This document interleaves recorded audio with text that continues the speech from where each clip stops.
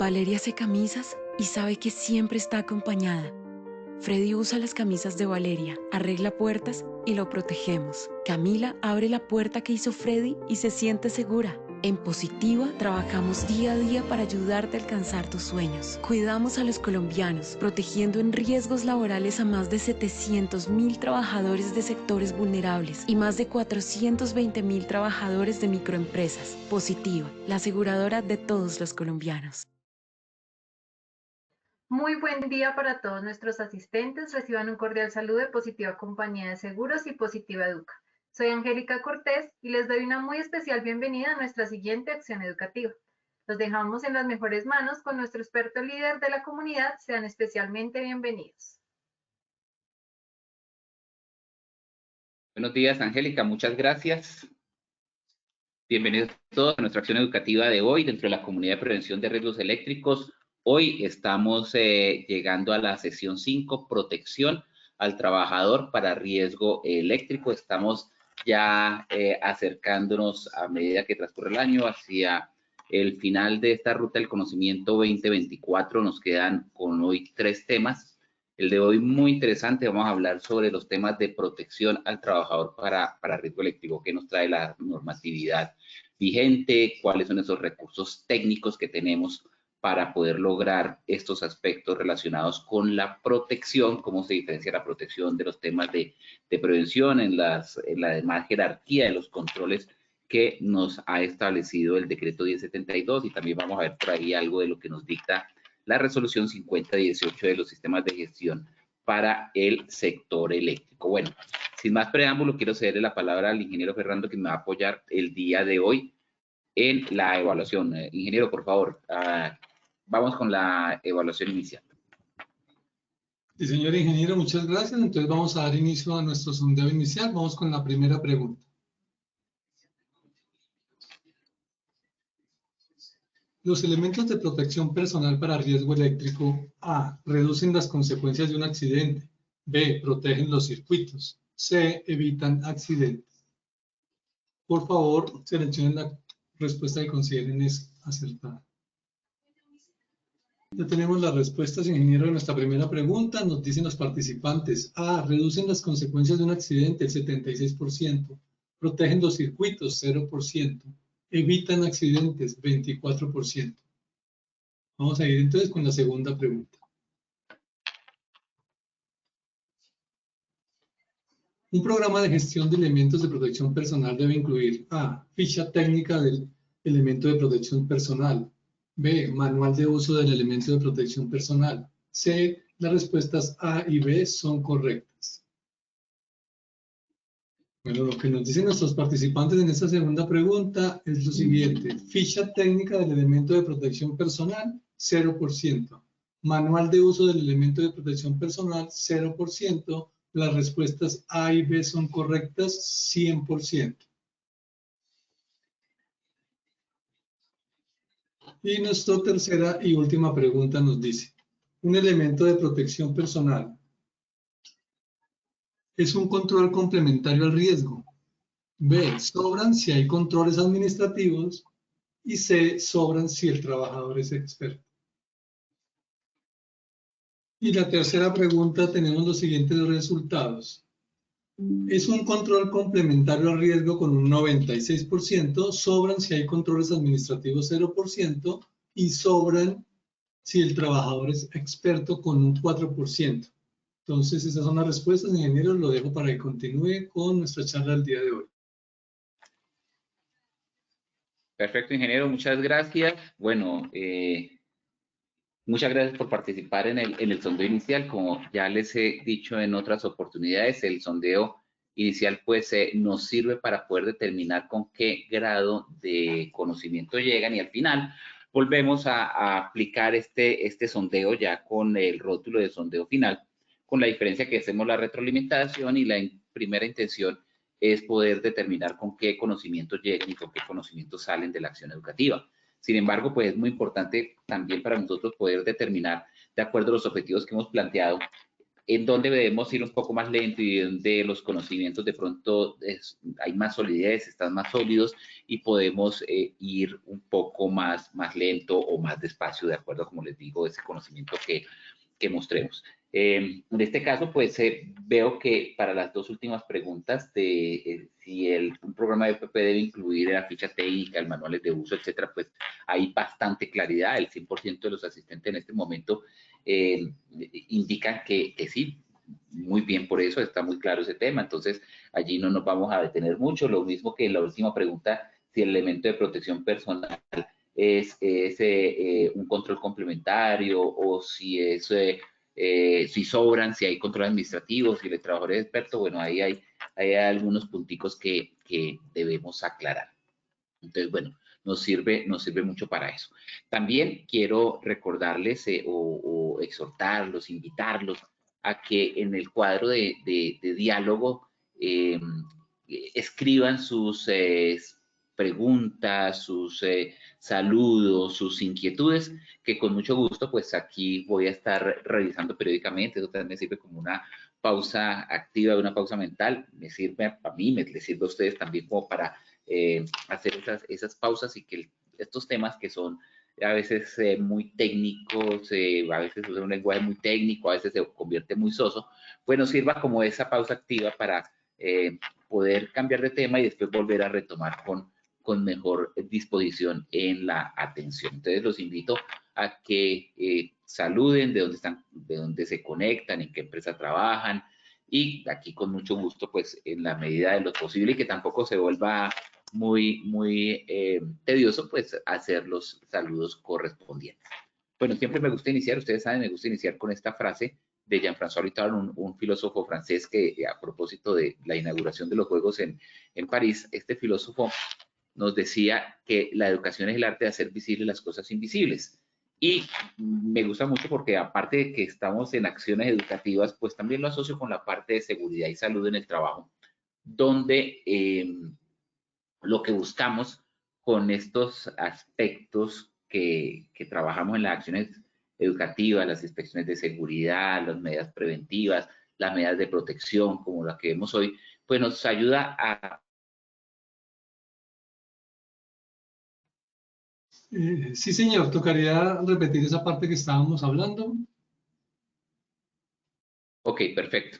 Ya aquí estamos otra vez conectados. Disculpen estos saltos de la conexión. Como les decía, la idea es ir haciendo algunos saludos. Iba saludando a Maris Largo, que está esperando por los lados de Urabá. Claro que sí, por allá estaré. Ricardo Riveros, desde Cincelejo. Muchas gracias, Ricardo, por estar conectado. Buenas tardes. Claudia Melissa Cruz, de Estufas Ecoeficientes. Metacol Neiva. Muchas gracias por conectarte. Qué bonita tierra. Muchas gracias. Buenas tardes. Se congeló la imagen, sí. Ya estábamos explicando que desactivamos la cámara un momento. Muchas gracias por reportarlo. Se desactivó la cámara un momento. La vamos a conectar para mejorar las condiciones de conexión. Bueno, entrando en materia, ¿qué objetivo nos proponemos el día de hoy? Vamos a hacer la comunicación sobre esos recursos que tenemos para proteger al trabajador.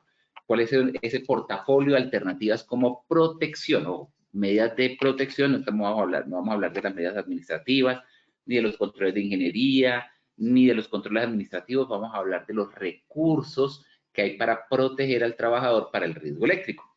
¿Cómo pensamos lograr este objetivo específico en esta acción educativa? Primero, hacer una definición de lo que nos dice la legislación sobre protección personal y lo vamos a ir enfocando para el riesgo eléctrico. Hay unas definiciones de manera general en el sistema de gestión de seguridad y salud en el trabajo de protección al trabajador, y también por allí en la resolución 5018 nos habla de cómo se debe enfocar o cómo se debe abordar la protección al trabajador.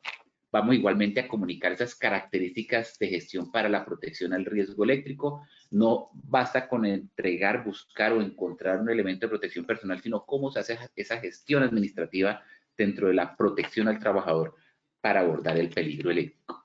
Vamos a comunicar también las características de desempeño de los elementos de protección, dónde se encuentran esas características de desempeño, cuáles son esas características de desempeño que deben cumplir algunos de los elementos de protección personal. Es bastante amplio, pero pues vamos por lo menos a anunciarlas las principales y en los principales elementos de protección personal, llámese casco, llámese guantes y llámese protector calzado, digamos que son los 3 que he escogido. Ya pues en otras acciones educativas podemos abordar otro tipo de elementos de protección.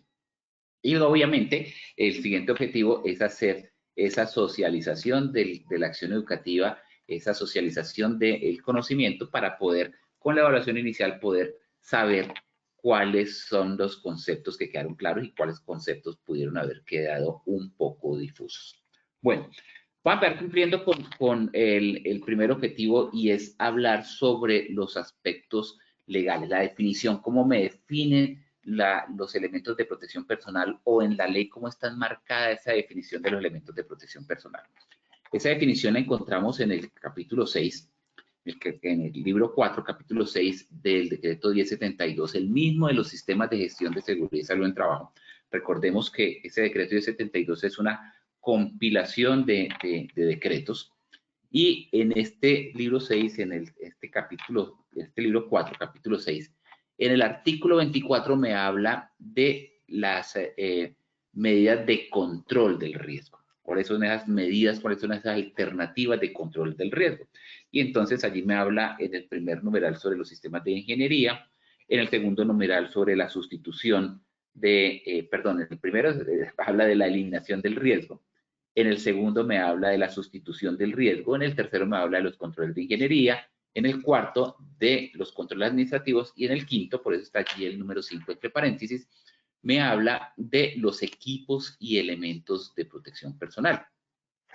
Y sobre los equipos y elementos de protección personal y colectivo me dice que son esas medidas, qué tipo de medidas que se utilizan a través del uso de dispositivos, de accesorios, de vestimenta, de ropa, que son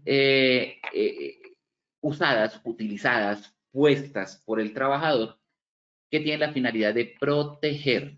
Entonces, está protegiendo, no está previniendo, no está eliminando el riesgo, está protegiendo contra posibles daños a la salud. Entonces, cuando decimos proteger de daños a la salud, es porque estamos aceptando que hay daño a la salud, que hay posibles daños, y esa protección hace que esos daños sean menores.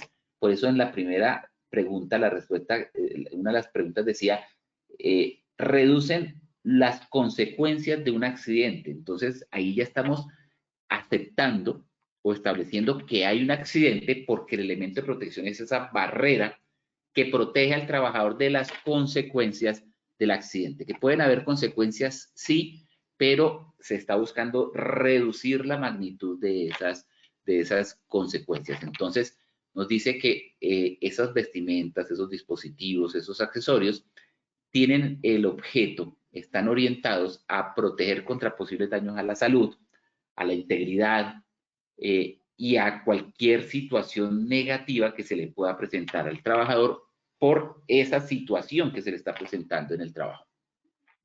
Este artículo también dice que es obligación, porque indica el empleador deberá suministrar esos elementos, esos dispositivos, esos equipos de protección personal que cumplan con disposiciones legales vigentes. Esto se deja porque las normas de seguridad y salud en el trabajo son dinámicas, evolucionan, y a la fecha pues no hay una norma que se enfoque específicamente en los elementos de protección personal, pero sí hay normas que vienen desde hace muchos años que me hablan y me abordan de los elementos de protección personal. Entonces aquí queda, digamos, de una manera amplia para que el empleador o como empleador pues suministre esos elementos de protección de acuerdo a las normas existentes, que ya vamos a ver cuáles son, y también quede como abierta la posibilidad de que si vienen nuevas normas, pues se cumplan. No especifica una norma en especial, sino dice de acuerdo a las normas vigentes. Y también indica que deben usarse de manera complementaria a las demás medidas de control. Y esto, digamos que puede tener muchas interpretaciones de lo de manera complementaria a las demás medidas de control y nunca de manera aislada.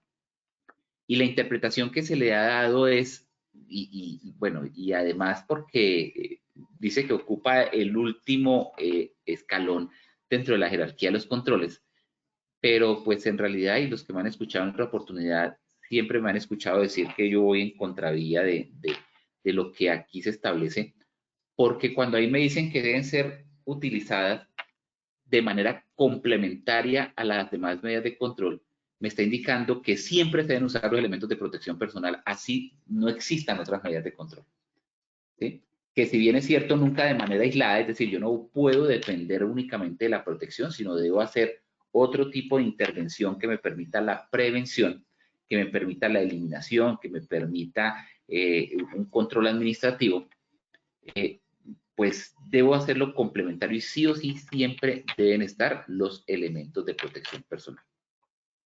En el parágrafo de este artículo 24 pues, dice que el empleador debe suministrar esos equipos y elementos de protección sin ningún costo para el trabajador. Es decir, quien pone el riesgo pone el elemento de protección. El dueño del riesgo, quien está por efectos de su proceso, de su entorno laboral, poniendo el riesgo, si es el empleador, si es el proceso productivo, pues el mismo empleador debe establecer estas acciones para proteger al trabajador y prevenir que se presente cualquier acción que pueda afectar su salud. Entonces, por esta razón, el empleador debe suministrar equipos y elementos de protección personal y que estos no tengan ningún costo ni ningún valor para el trabajador. No se le pueden descontar al trabajador el costo de los elementos de protección personal. Y además de esto, que los suministra sin costo, debe desarrollar acciones para garantizar que el trabajador los utilice. No basta con entregarlos y ya salve mi responsabilidad. Su responsabilidad va hasta la entrega y el asegurarse que lo está utilizando a través de revisiones periódicas, inspecciones, capacitación, formación, entrenamiento, involucrarlo en la selección del elemento para que el trabajador esté dispuesto a usar ese elemento de protección. Capacitación e información en el uso, en el cuidado, en el mantenimiento, en cómo identificar en qué momento se tiene que hacer una reposición de ese elemento de protección personal. Esto pues asegura el buen funcionamiento del elemento y que el trabajador sepa en qué momento debe hacer el recambio de ese elemento cuando ya de acuerdo a su conocimiento, a su experiencia, pueda determinar que el elemento ya no es o ya ha perdido esas características, esas condiciones que lo hacen que lo proteja de algún evento o de algún tipo de accidente. ¿Qué más dice el decreto 1072? Nos dice que los elementos pues tienen ese propósito de reducir la exposición a peligros existentes. Entonces, fíjese que la respuesta a la primera pregunta era, reducen las consecuencias del accidente. Allí el decreto 1072 nos dice que el propósito de reducir la exposición a los peligros existentes.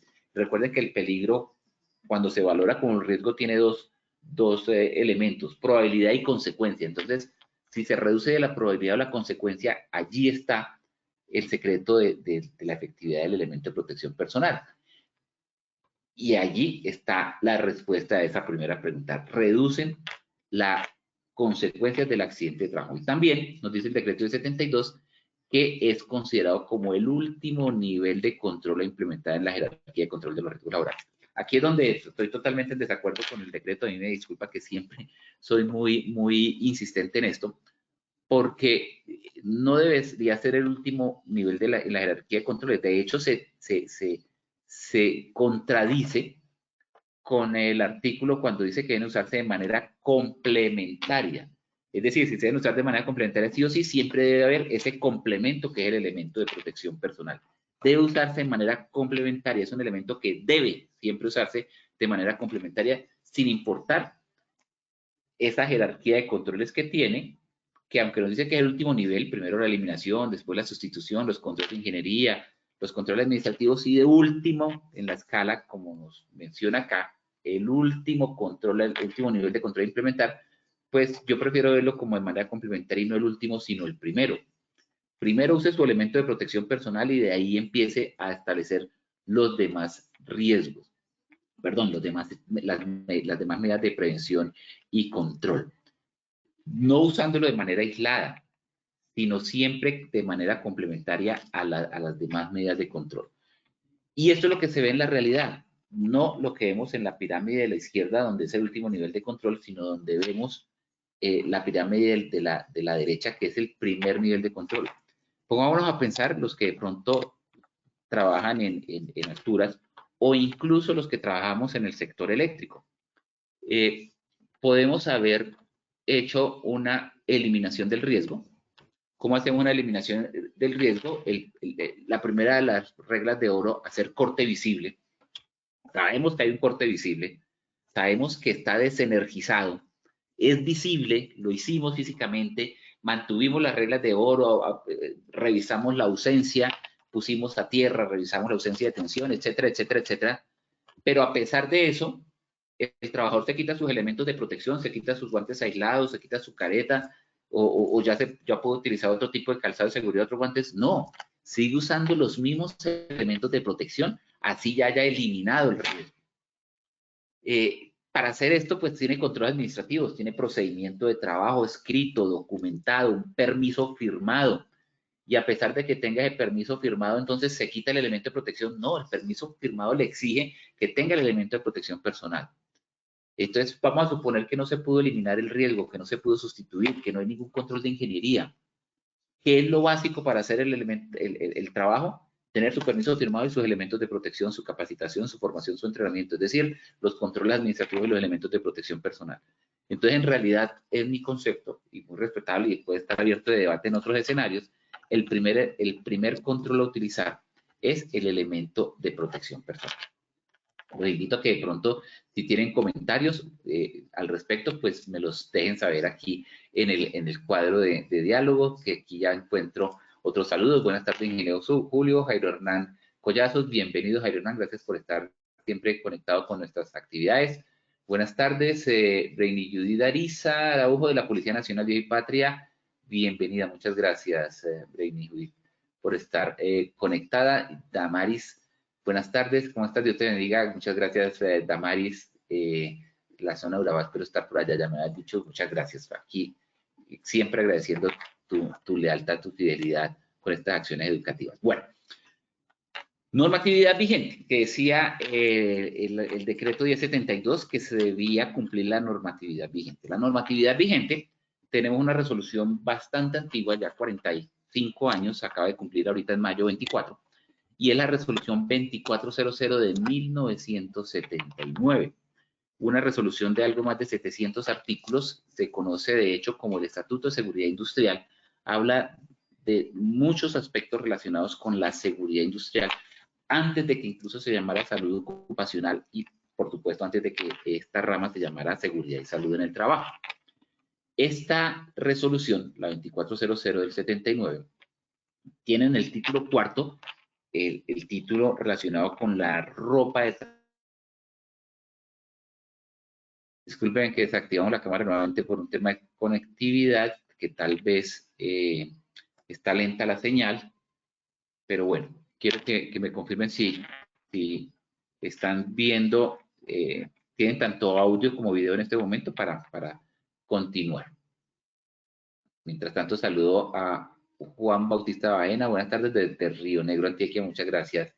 Muchas gracias, Juan, por estar conectado. Bueno, les decía sobre la normatividad legal. Entonces, la normatividad me trae la resolución 2400 del 79. En esta resolución, pues, están los artículos 177 y 178. Les decía que son más de 10 artículos, 15 artículos que se relacionan con los elementos de protección personal, pero como estamos enfocándonos en el riesgo eléctrico, pues de ahí en adelante toca mucho el tema de elementos de protección para soldadura, de protección para el cuerpo, para estos temas de soldadura, de protección visual, de protección facial, de la claridad óptica de los lentes, etcétera. Entonces yo quise tomar únicamente el artículo 177 y 178, que me habla sobre cascos, me habla sobre calzado de seguridad y me habla sobre guantes.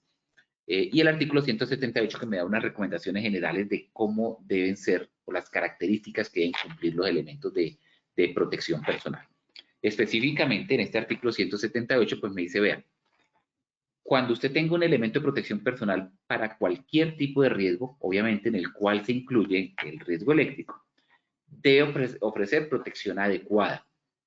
No me dice más, que la protección debe ser adecuada. Esta era una particularidad que tenían estas normas del siglo pasado, donde usaba mucho la palabra adecuada.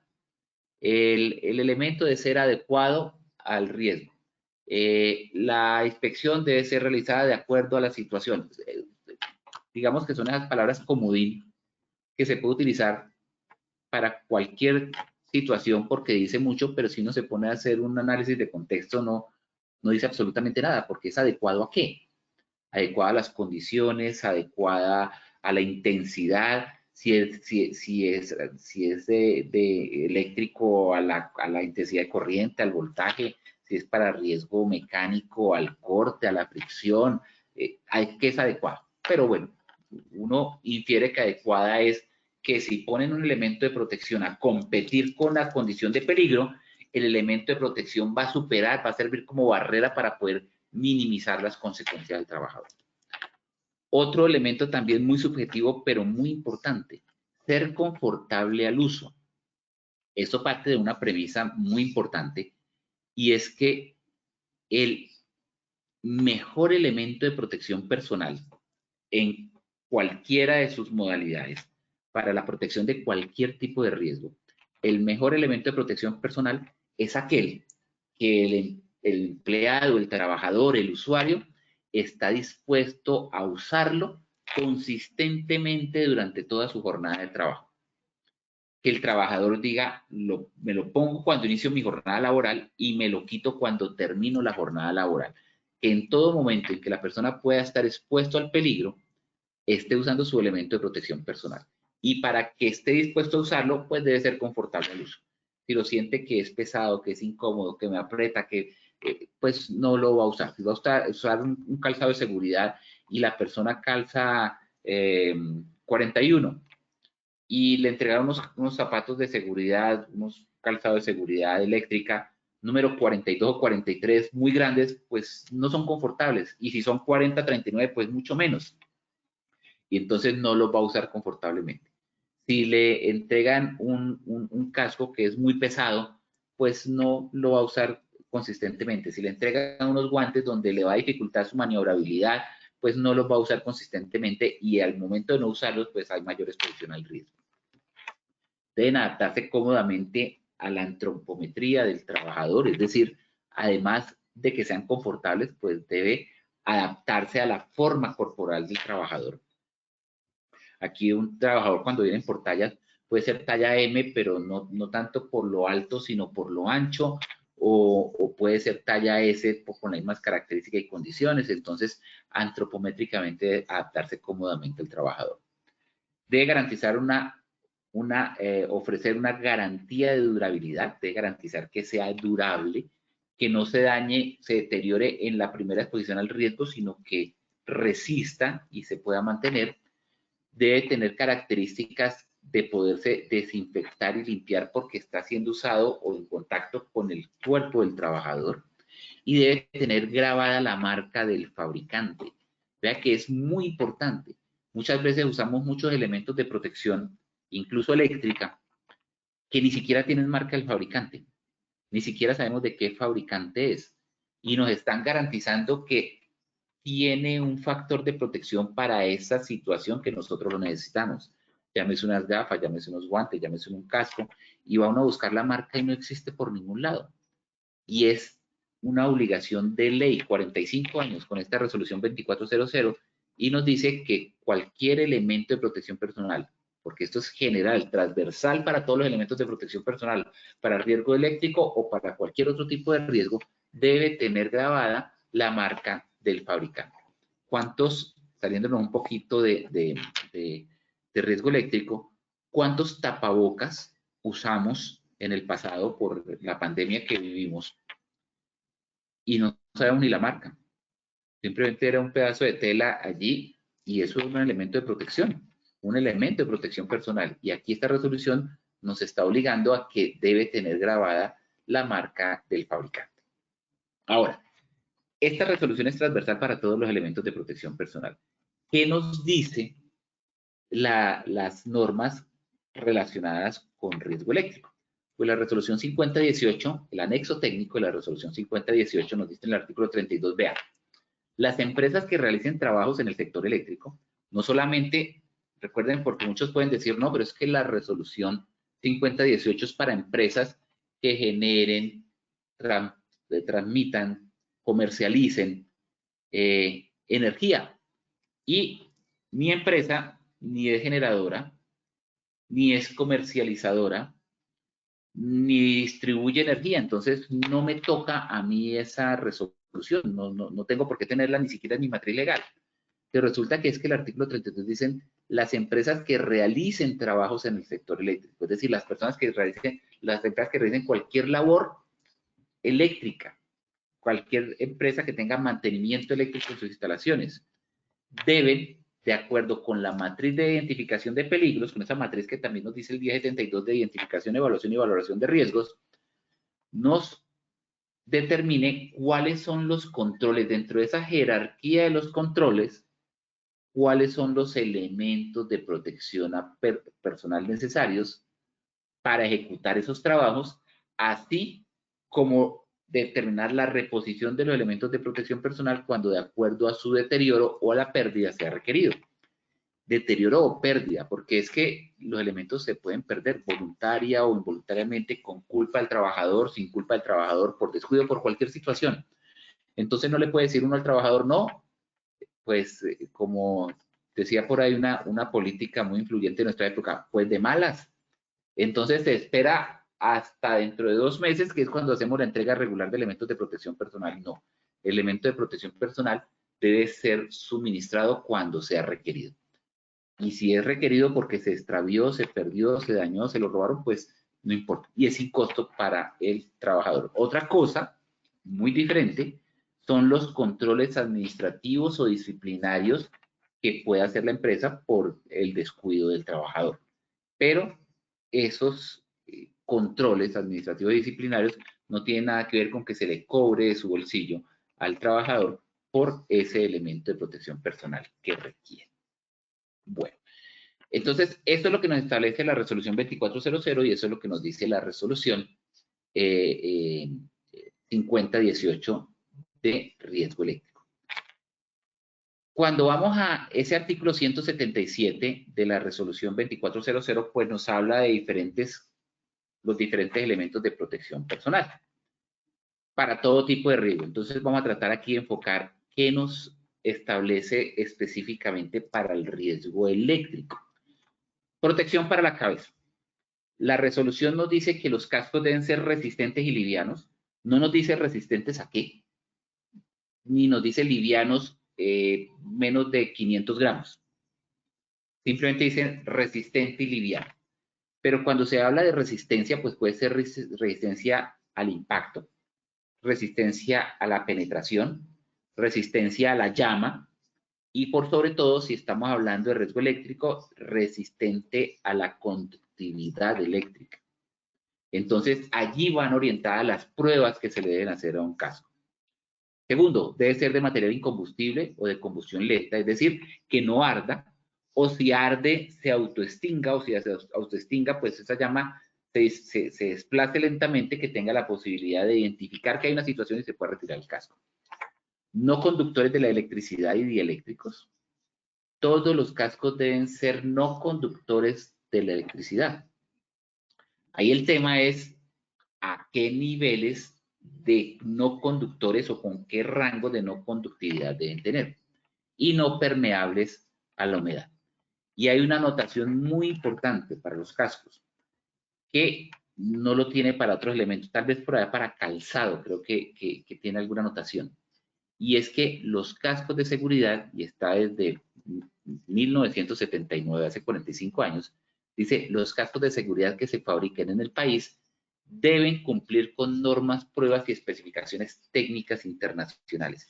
Digo que es muy importante porque a pesar que no dice que deben ser certificados, que es una cosa muy diferente, no dice que deben ser certificados bajo alguna norma, sí dice que deben cumplir la norma, que deben fabricarse bajo las condiciones y características de una norma. Esto existió como hasta unos 30 años después, en el 2007, cuando salió la resolución 3673, que empezó a hablar de los elementos de protección para trabajo en alturas, que debían ser certificados. Allí ya se estableció que tenían que ser certificados y después en el 2012 la resolución 1409 retomó el tema de los elementos que deben ser certificados y con la actual, la 4272 del 2021, pues también reforzó el tema de la certificación de elementos de protección contra caídas. Pero para los demás elementos de protección no existe la obligación de que sean certificados, ni para respiradores, ni para gafas, ni siquiera para ropa de seguridad. Pero para cascos sí dice que deben ser certificados. Nosotros como prevencionistas sabemos que la única manera de garantizar protección al trabajador es mediante el uso de elementos de protección personal que obedezcan a una norma. Pero eso es conocimiento técnico, no es un requerimiento legal hasta el momento. El requerimiento legal es que debe garantizar la protección al trabajador, no que estén certificados. Entonces ahí hay un tema de discusión bastante interesante. ¿Cómo se clasifican los cascos? Los cascos, pues cuando nos dice que deben cumplir con normas y pruebas específicas internacionales, digamos que la norma más generalizada de equipos en el país son normas americanas.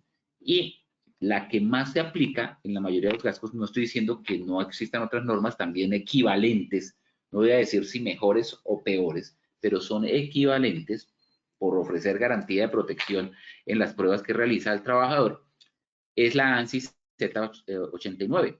Y esta me dice que hay dos tipos de cascos de acuerdo al impacto, que recibe un golpe por la parte superior de la cabeza o por la parte de laterales de la cabeza, tipo 1 y tipo 2.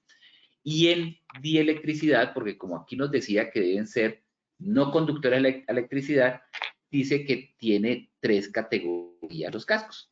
Un casco tipo G para uso general, donde la conductividad al voltaje la garantiza hasta 2200 voltios. Eso es bastante. Eso es bastante considerando que en condiciones normales en la empresa pues se trabaja 110, 220, 440 y como que hasta ahí. Entonces que tener una protección de 2200 voltios uno podría pensar que es suficiente. Los de clase E ya un peligro de exposición a conductores de alto voltaje hasta 20.000 voltios, entonces ya uno dice, bueno, ahí ya son personas que trabajan en el sector eléctrico y que están expuestos hasta media tensión y de pronto alta tensión. Y clases C no están destinados a proveer protección eléctrica, pero este tipo de cascos tipo C, pues, si nos atenemos a lo que nos dice la resolución 2400, no es posible este uso de este tipo de cascos en nuestro país porque deben ser no conductores a electricidad y la clase C pues están destinados a no proveer protección eléctrica. Cuando se habla entonces de la certificación de estos equipos, de estos cascos, se le hacen 4 pruebas, las que veíamos allí. Impacto, con unos valores predeterminados para garantizar el impacto. Penetración, para garantizar que un objeto que va proyectado hacia la cabeza puntiagudo, pues no penetra, no traspasa el casco. La inflamabilidad, el tema de autoextinguirse, una llama se puede autoextinguir o que no arde a una determinada velocidad. Y la más importante, pruebas de aislamiento eléctrico a una tensión de 20.000 voltios, ciclos de 60 Hz. Durante 3 minutos se coloca el casco en un ambiente de prueba y se le coloca internamente el sensor, la exposición por fuera y al interior no debe tener una corriente de fuga mayor a 9 miliamperios. Es decir, permite que si hay una fuga de corriente al interior del casco, sea inferior a 9 miliamperios. Si no, pues el casco no se considera como un casco de tensión eléctrica. ¿Y por qué permite esta fuga? Porque en este valor de 9 miliamperios, pues se está garantizando que no hay lesión para el trabajador, no hay unas consecuencias para el trabajador. Entonces, el casco, ¿qué esperamos del casco? Que limite la presión aplicada al cráneo en el momento del impacto, que desvíe cualquier objeto que le caiga, que amortigüe la energía que se genera por un impacto y no sufra el cuello, la columna del trabajador, y que se proteja frente a contactos eléctricos, salpicaduras, material fundido, llamas, etc. Los guantes. Los guantes en la resolución 2400 solo nos habla de guantes para riesgo mecánico, para riesgo químico, y cuando hablamos del riesgo eléctrico dice que debe tener adecuada protección contra el riesgo eléctrico, pero no habla de qué significa la adecuada protección. Entonces, como prevencionistas debemos garantizar esa protección al trabajador, pues buscamos normas de referencia. La norma de referencia que más se generaliza, pensaría que a nivel global es una norma europea. La UNE, una norma europea significa UNE, de la Unión Europea, el estándar normativo 60903, que es derivado del Código Eléctrico Nacional. Y esta norma 60903 nos habla de los guantes de material aislante y nos determina cuáles son los ensayos a los que son sometidos esos guantes contra riesgo eléctrico y esos niveles de prestación que me garantizan la exposición al trabajador en los diferentes rangos de exposición que va a tener. Es decir, se hacen 6 categorías de exposición y en cada uno se establecen determinados niveles de prueba. Esos niveles para los guantes está desde el nivel mínimo que se determina dentro de esta norma como la clase de riesgo 00 hasta la clase de riesgo 4. Entonces son 6 porque es la 00, 0, 1, 2, 3 y 4. En la 00, la prueba, los ensayos a los que son sometidos los guantes, va desde una tensión alterna eficaz, de un voltaje eficaz de 500 voltios en tensión alterna y en tensión continua hasta 750 voltios. Ese es el 00 hasta el nivel 4, el máximo de todos, que le hacen pruebas a 36.000 voltios de tensión alterna y 54.000 voltios de tensión continua. Y la norma permite opciones o un código de colores para el marcado del guante. De beige para el 00, rojo para el 0, 1 para el blanco para el 1, el amarillo en la clase 2, el verde la clase 3 y el naranja el clase riesgo 4. Pero adicionalmente, como cuando estamos expuestos a riesgo eléctrico, puede haber exposición a algunas sustancias que pueden degradar ese material sintético del que está construido el guante. Pues, dice, vea, en las pruebas usted puede determinar si tiene una categoría para resistencia contra ácidos, contra aceites, contra el ozono, o mezclada las 3 ácidos, aceite de ozono, o si su exposición es a bajas temperaturas. Y de acuerdo a eso, y a las pruebas y ensayos que se le hagan, de acuerdo a esas normas 60903, a esa clase 00, usted le agrega la palabra A si además tiene protección contra el ácido, o la R si tiene protección contra ácido, aceite y ozono, o la C si está protegido a bajas temperaturas. Entonces, esto determina las condiciones y características del guante. Consideraciones muy importantes.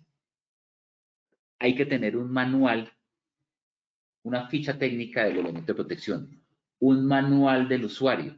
Entonces, esos folletos informativos con la ficha técnica hay que leerlos, con el manual hay que leerlos. Antes de usarlo hay que hacer una comprobación visual y una prueba de estanqueidad. Una prueba de estanqueidad puede ser tan sencilla como soplar el guante para ver que no hay fugas. Obviamente se hace de una manera técnica con un elemento que le inyecta aire, se deja allí sellado y el guante no tiene por qué desinflarse. Existen requisitos para guante 00 y 0, así como guante 1, 2, 3 y 4, las clases 1, 2, 3 y 4 que son las mayores. Para guantes 1, 2, 3 y 4 es obligatorio hacer pruebas por lo menos cada 6 meses, no se pueden utilizar con un ensayo eléctrico, ponerlos a prueba. En cambio, los guantes de menor condición, como el 00 y el 0, pueden ser verificados únicamente visualmente mediante esa prueba de inflado que le estaba mencionando, máximo cada 6 meses. Pero del 1 al 4 sí tienen que tener una prueba eléctrica. Y esos guantes que tienen un uso regular intensivo deben ser probados cada 3 meses. Muy importante, recuerda que la norma colombiana sí exige que tenga la marca del fabricante. Pero cuando hablamos del cumplimiento de una norma técnica, deben tener unos requisitos de marcación. ¿Cuáles son los requisitos de marcación? Los símbolos del Código Eléctrico Internacional. Primero, el símbolo del riesgo eléctrico son 2 triángulos sobrepuestos como los que vemos allí en la figura. El nombre del fabricante, la fecha de fabricación, mes, año de fabricación, la talla, número de serie, número de lote, cuál es el organismo certificador al lado del código CE de la Comunidad Europea, 4 dígitos, y una banda de verificaciones para colocar y verificar en qué momento ha sido verificado ese guante. Hay unas consideraciones de uso y mantenimiento, que es fundamental seguir, cómo se lo retira, cómo se lo quita. Aquí queda esa literatura, no la voy a leer y repetir, pero muy importante que ustedes puedan consultar allí en Posipedia, ya vamos a hablar al final de Posipedia, puedan descargar esta presentación, puedan revisarla y ver de esa periodicidad, de cómo usar los guantes, de hidratarse las manos, de usarlos siempre con las manos secas, de seguir instrucciones de limpieza por el fabricante, de limpiarse el sudor, de si van a necesitar resistencia mecánica, utilizar guantes que tengan esa protección mecánica, etc. Sobre el calzado eléctrico. Sobre el calzado eléctrico, la resolución 2400 nos dice muy poco, pero podemos revisar qué nos dicen las normas internacionales, las normas de otros países. ¿Qué norma de referencia se utiliza? También una norma europea que está adaptada por una norma ISO, la 50321 y la 50345, que nos habla de una protección básica y una protección en la suela. O sea, no solamente calzado de seguridad es porque protege impactos en el casquillo de los dedos, sino también por penetración. Pero estamos hablando no solamente de ese riesgo mecánico, sino del riesgo eléctrico. Entonces, ¿a qué nos hace referencia esta norma sobre calzado aislante mezclado con el calzado de seguridad? Nos dice que todo calzado de seguridad para riesgo eléctrico debe ser construido, fabricado, elaborado en su conjunto con materiales aislantes, tanto en la puntera de seguridad como en la plantilla antiperforación. Anteriormente se tenía como el convencimiento o la creencia que como la puntera de seguridad estaba recubierta por el material aislante, pues no tenía que ser de un material que no fuera conductor. Esto en esta norma no está contemplado. No pueden haber punteras de material aislante. En ningún caso la puntera debe ser metal, tampoco la plantilla antiperforación puede ser metálica. Y los ensayos que se hacen para este tipo de calzado siempre se realizan sobre el agua. Entonces, ¿por qué? Porque pues, es el mayor conductor de electricidad existente. Y así se garantiza un aislamiento total. Entonces, para que un calzado cumpla con esas características y condiciones de protección, pues debe ser o de caucho o botas con materiales poliméricos que puedan cumplir esa normativa de aislamiento.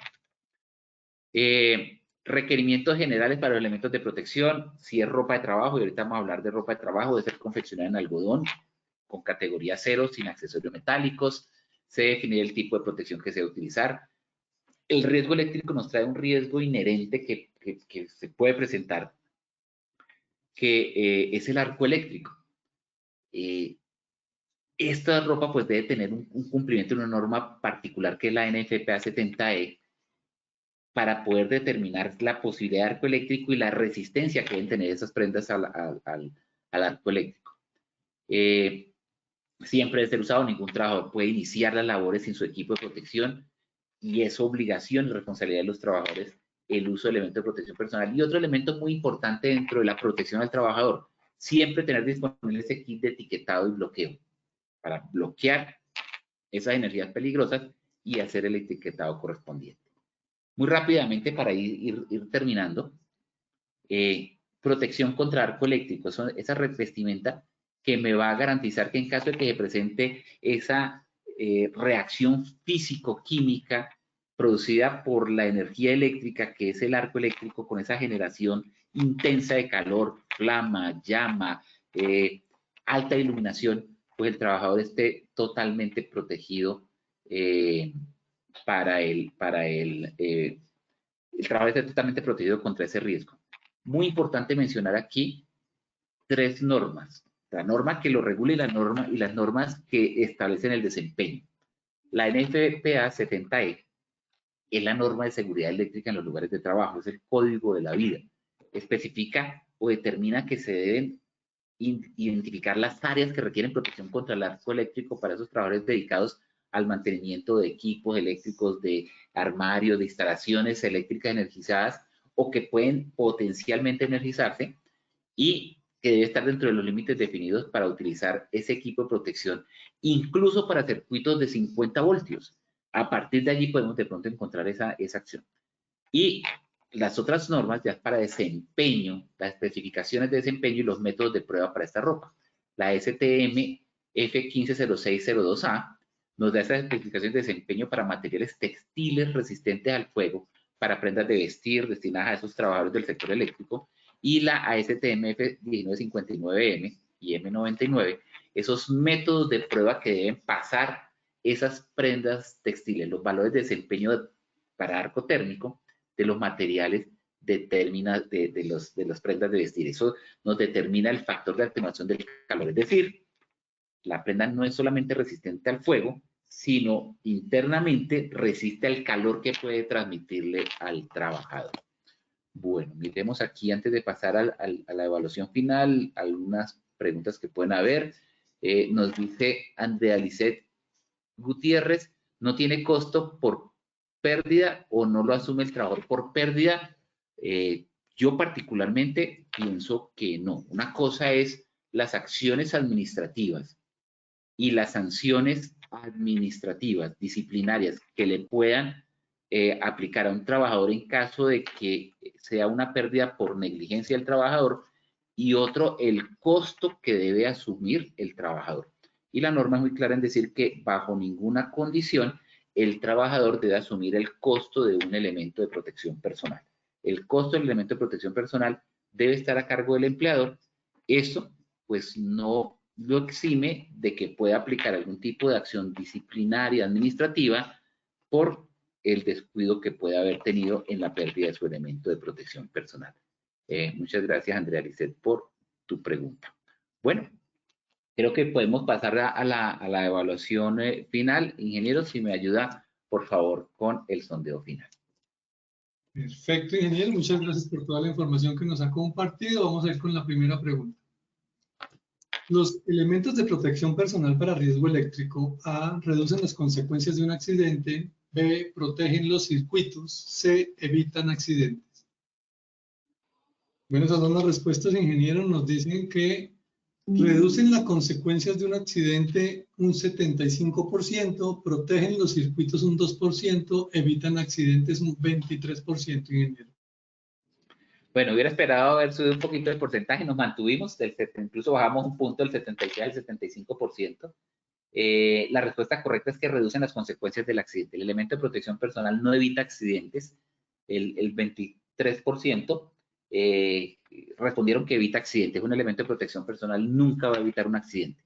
El hecho de que la persona tenga unos guantes dieléctricos no va a evitar que la persona entre en contacto con la energía eléctrica que es el accidente. Lo que minimiza las consecuencias, lo que minimiza es la transmisión de esa energía al cuerpo del trabajador. Entonces, minimiza las consecuencias, no evita el accidente. Evita el accidente es que haya una eliminación de la condición de riesgo, una sustitución del riesgo, un control de ingeniería, pero no evita el accidente. Perfecto, ingeniero. Muchas gracias por la aclaración. Vamos con la segunda pregunta. Un programa de gestión de elementos de protección personal debe incluir: A, ficha técnica del elemento de protección personal; B, manual de uso del elemento de protección personal; C, las respuestas A y B son correctas. Con respecto a la segunda pregunta, ingeniero, nos dicen los participantes: ficha técnica del elemento de protección personal, un 0%, manual de uso del elemento de protección personal, un 2%. Las respuestas A y B son correctas con un 98%, ingeniero. ¿Qué tal estuvo esta segunda pregunta? Muy bien. Mantuvimos, digamos, ese alto porcentaje en las respuestas. Un programa de gestión de elementos de protección personal es importante que tenga tanto ficha técnica como manual de uso. Por ahí lo mencionamos en uno de los aspectos de las diapositivas. Para la gestión de elementos de protección es importante esa documentación que va con esos dos documentos. La respuesta correcta era la C, donde A y B son correctas. Perfecto. Entonces vamos a ir con nuestra tercera y última pregunta. Un elemento de protección personal A, es un control complementario al riesgo. B, sobran si hay controles administrativos. Y C, sobran si el trabajador es experto. Bueno, ya tenemos los resultados de la tercera pregunta.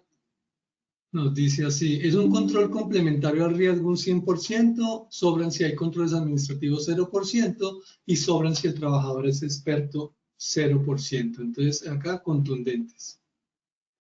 Así es, en los contundentes, esa es la respuesta correcta. Es un control complementario, nunca sobra un elemento de protección personal.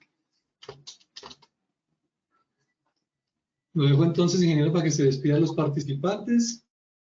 Bueno, muchas gracias a todos por su participación. Seguimos en contacto. Por favor, sigan en nuestras acciones educativas. Visiten posipedia.com.co, ese sitio donde van a encontrar una gran cantidad de cursos, artículos, audios, guías, mailings, OVAs, etcétera, que le ayudarán en su gestión diaria. De mi parte, pues esperen las conexiones y las sorpresas que siempre trae Positiva y hasta la próxima oportunidad.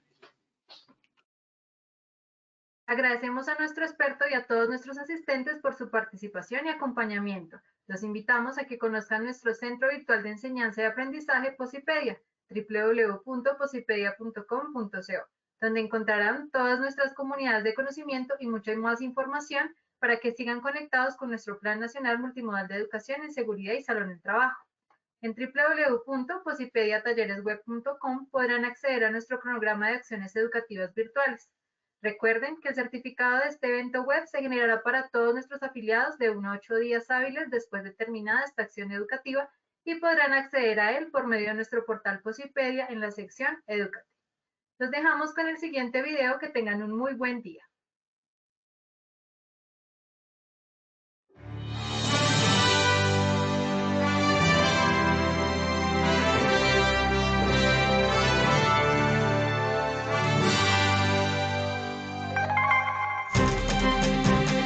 Bienvenidos.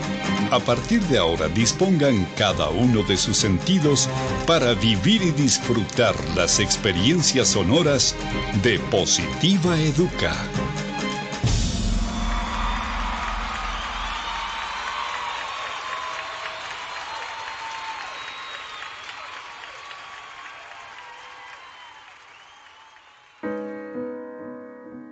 No sabes cuántos caminos tuve que recorrer y cuántos obstáculos debí superar para llegar hasta aquí y lograr ser parte de ti y que tú seas parte de mí. Muchos días de búsqueda, cansancio, desánimo, estrés, incluso lágrimas y hasta pérdida de la fe. Pero como en todo, siempre al final llega la recompensa. Aquí estoy ahora contigo y me siento tan feliz de que seamos uno solo. Prometo esforzarme para superar todas las expectativas de quienes me dieron la oportunidad de estar a tu lado. Para mí no bastará hacer lo máximo para mantenerte a mi lado siempre, porque estoy consciente de que si no soy yo quien cumple hasta la meta, habrá alguien mucho más interesado por estar contigo. Daré todo lo que esté a mi alcance para conocer y hacer del lugar donde compartimos los dos el mejor de los lugares. Me esforzaré por conocer cada vez más de ti y pondré todo de mi parte para que juntos podamos crecer, para que aquellos que me trajeron a ti se sientan a gusto de vernos juntos. Prometo estar pendiente de lo que necesites para hacerlo siempre a tiempo y así ser con quien puedas contar hasta el final. En lo posible, estaré atento de aprender más y más de ti. Haré por conocerte de la mejor manera, por si algún día necesitamos caminar juntos para llegar más arriba. En cuanto me sea posible, no pondré condiciones para pasar más tiempo contigo y ayudarte a solucionar algún impasse imprevisto. Seré amigo de aquellos que quieren lo mejor para ti, de tus mejores amigos y de quienes te rodean con buenas intenciones, para que juntos logremos las mejores cosas. Estoy orgulloso de ti. por todo lo que representas en mí y para mí. Mi familia también está feliz de que esté contigo. En cualquier lugar donde vaya o esté, hablaré de ti y de todas las cosas bonitas que aportas a mi vida. Créeme que trataré de ser lo mejor para los dos. No prometo dejar de cometer errores porque sé que de alguna manera sucederá.